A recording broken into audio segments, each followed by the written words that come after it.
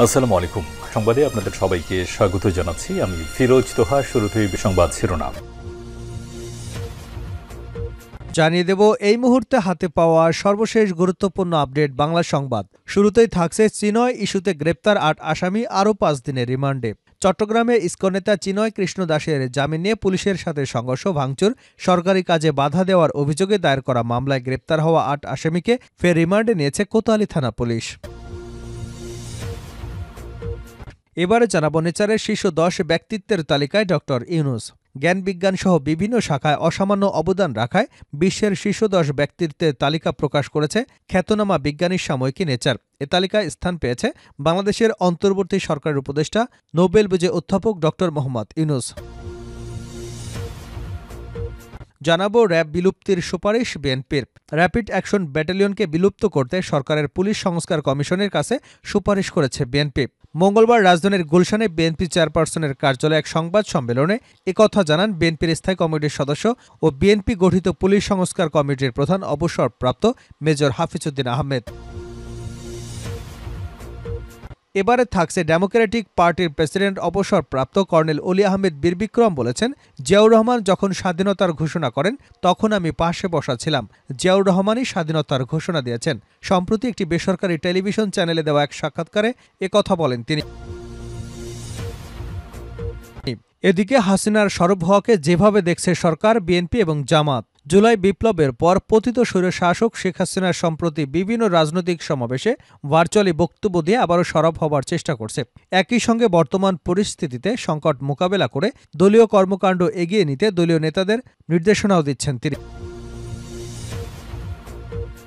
এবং সর্বশেষ জানাবো আন্তর্জাতিক সংবাদ। সিরিয়ার মেরুদণ্ড যেভাবে ভেঙে দিচ্ছে ইসরায়েল। আসাদ সরকারের পতনের পরপরই পাল্টে গেছে মধ্যপ্রাচ্যের ভূরাজনীতির দীর্ঘদিনের প্রতিষ্ঠিত বহু সংজ্ঞা।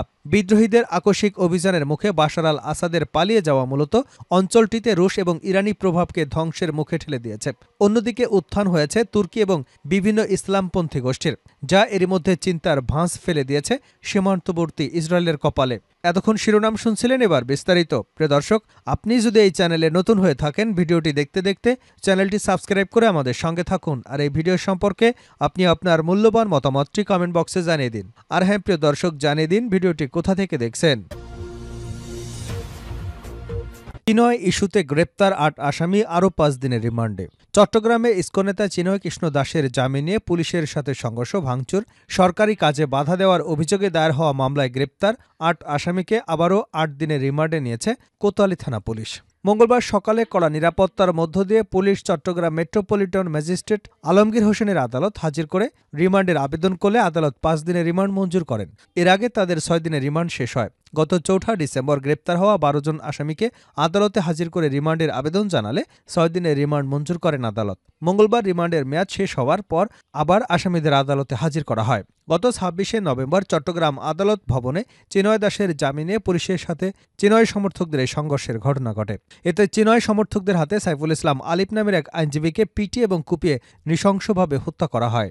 এ ঘটনায় এ পর্যন্ত হত্যা মামলা সহ পুলিশের উপর হামলা, ভাঙচুর, সরকারি কাজে বাধা দেওয়ার অভিযোগে ৬টি মামলা হয়েছে। এর মধ্যে পুলিশ মামলা করেছে ৩টি। নেচারের শীর্ষ ১০ ব্যক্তিত্বের তালিকায় ডক্টর ইউনূস। জ্ঞান বিজ্ঞান সহ বিভিন্ন শাখায় অসামান্য অবদান রাখায় বিশ্বের শীর্ষ ১০ ব্যক্তিত্বের তালিকা প্রকাশ করেছে খ্যাতনামা বিজ্ঞান সাময়িকী নেচার। এ তালিকায় স্থান পেয়েছেন বাংলাদেশের অন্তর্বর্তী সরকারের উপদেষ্টা নোবেল বিজয়ী অধ্যাপক ডক্টর মোহাম্মদ ইউনূস। ডক্টর ইউনূসের এ বিষয়ে নেচারের প্রতিবেদনে বলা হয়েছে, বাংলাদেশের স্বৈরাচারী সরকারের পতনে যারা বিপ্লবে নেতৃত্ব দিয়েছিলেন তাদের একটাই দাবি ছিল নোবেল বিজয়ী শান্তি পুরস্কার বিজয়ী অর্থনীতিবিদ ডক্টর মোহাম্মদ ইউনূসকে দেশের নেতৃত্ব দিতে আমন্ত্রণ জানানো হোক। এছাড়া নেচারে ডক্টর মোহাম্মদ ইউনূসকে নেশন বিল্ডার হিসেবে আখ্যা দেওয়া হয়েছে।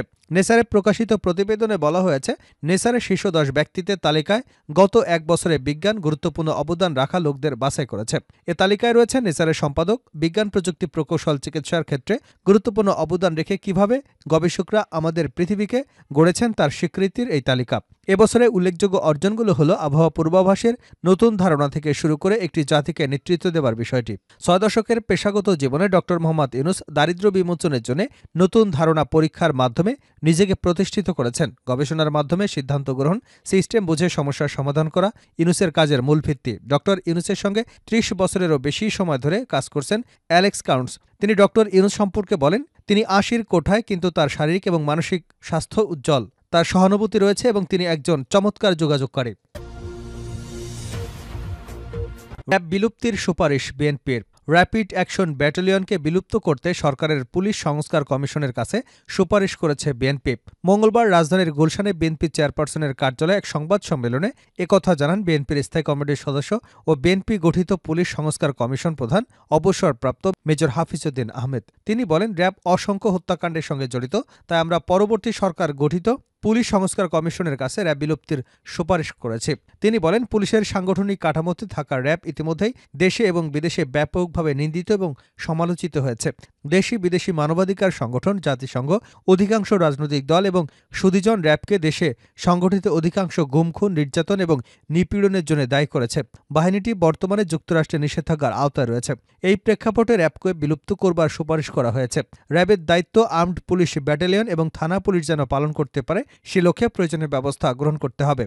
বিএনপির এই নেতা বলেন, সরকারের পুলিশ সংস্কার কমিশন বিএনপির কাছে সুপারিশ না চাইলে আমরা সুপারিশমালা দিয়েছি। রাষ্ট্রের এই অত্যাবশ্যকীয় সেবায় সংস্কার এখন সময়ের দাবি। হাফিজউদ্দিন আহমেদ আরও বলেন, গত ১৬ বছর দেশের প্রতিটি প্রতিষ্ঠান ধ্বংস করে দিয়েছে আওয়ামী লীগ, যার মধ্যে পুলিশ বাহিনী অন্যতম। যারা বিতর্কিত হয়ে পড়েছেন, মর্যাদা বলতে কিছুই বাকি নেই সেই সব পুলিশ সদস্যদের।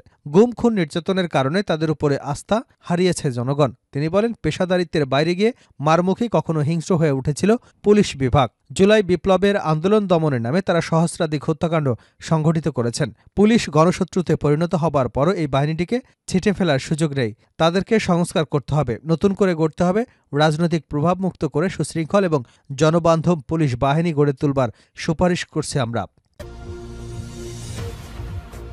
জিয়াউর রহমান যখন স্বাধীনতার ঘোষণা দেন, আমি পাশে বসাছিলাম কর্নেল অলি। ডেমোক্রেটিক পার্টির প্রেসিডেন্ট অবসরপ্রাপ্ত কর্নেল অলি আহমেদ বীর বিক্রম বলেছেন, জিয়াউর রহমান যখন স্বাধীনতার ঘোষণা দেন তখন আমি পাশে বসাছিলাম। জিয়াউর রহমানই স্বাধীনতার ঘোষণা দিয়েছেন। সম্প্রতি একটি বেসরকারি টেলিভিশন চ্যানেলকে দেওয়া সাক্ষাৎকারে তিনি একথা বলেন। অলি আহমেদ বলেন, ১৯৭৩ সালে জিয়াউর রহমানের নিজ হাতে লেখা একটি ডকুমেন্ট আছে আমার কাছে। সেখানে তিনি লিখেছেন, ক্যাপ্টেন অলি আহমেদ বিদ্রোহের জন্য মুখ্য ভূমিকা পালন করে।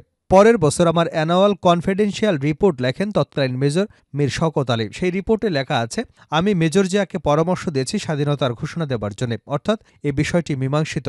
তিনি বলেন, পটিয়া থানায় বসে আমরা স্বাধীনতা ঘোষণা দেওয়ার সিদ্ধান্ত নেই। আমি জিয়াউর রহমানকে বললাম, আপনি রেডিও স্টেশনে চলে যান। তাকে আমি গার্ড দিয়ে পাঠিয়ে দিলাম কালুরঘাট বেতার কেন্দ্রে। এটা ছিল ট্রান্সমিটিং স্টেশন। সেখানে কিছুটা পরিবর্তন করা হয় ব্রডকাস্টিং স্টেশন। সেখানে জিয়াউর রহমান লিখলেন, I major Zia declare myself as additional head of the state and urge all the captain's of the world to support us. অর্থাৎ অস্থায়ী রাষ্ট্রপতি হিসেবে নিজেকে ঘোষণা করলাম এবং বিশ্বের সব দেশকে আমাদের স্বীকৃতি, অস্ত্র, খাদ্য, ঔষধ দেবার অনুরোধ জানালাম। জিয়াউর রহমানই স্বাধীনতার ঘোষণা দিয়েছেন দাবি করে কর্নেল অলি আহমেদ বলেন, ৩০ মে সন্ধ্যায় তিনি দ্বিতীয়বার স্বাধীনতার ঘোষণা দিয়েছেন। সেই সময় আওয়ামী লীগের কোনো নেতা মাঠে ছিল না, সবাই পালিয়েছিল। পালিয়ে আগরতলা, কলকাতায় গিয়ে হেমা মালিনী সিনেমা দেখেছেন। এরা কোনো যুদ্ধে অংশগ্রহণ করে নাই।